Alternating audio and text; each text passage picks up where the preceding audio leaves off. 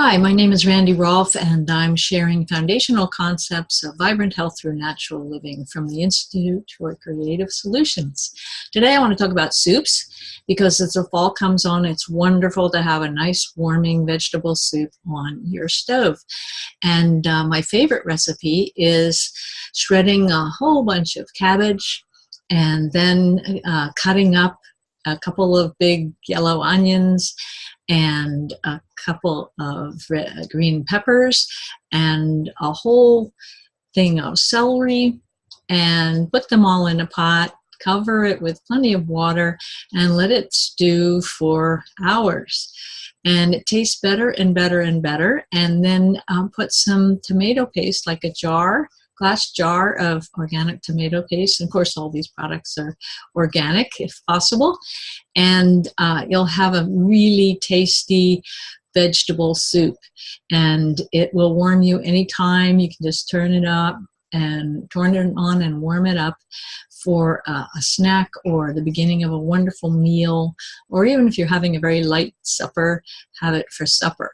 And when you want to make it into a full meal, you just add a handful of beans of any kind, lentils in particular, cook really fast, like in half an hour, and a handful of rice. And so a handful of lentils and a handful of rice for each person, and let them cook for 45 minutes to an hour in this soup. It'll get thicker. You need to watch it at that point because the beans will sink to the bottom and maybe stick if they get too hot.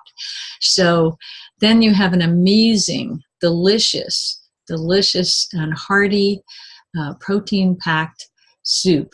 And that comes from India, really, the combination of rice and beans, and China as well, of course, Asian continent. And many other cultures around the world have depended on beans and greens together. And they tend to complement each other very nicely. And the vegetables are really important to balance out the protein and the grain, because I've talked often about the paleo diet, which is before we were cultivating beans and grains. So we need to make them highly digestible, and soup is a perfect way to do it.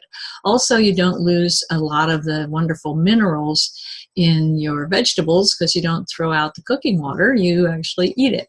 The only thing with soup is that it destroys any enzymes. So you want to be sure to have a good salad or fresh vegetable juice at some time during the day to get your enzymes.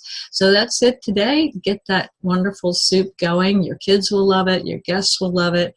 I have so many people that compliment me on my soups, and my kids always ask for it when they come to visit. They're all grown up now.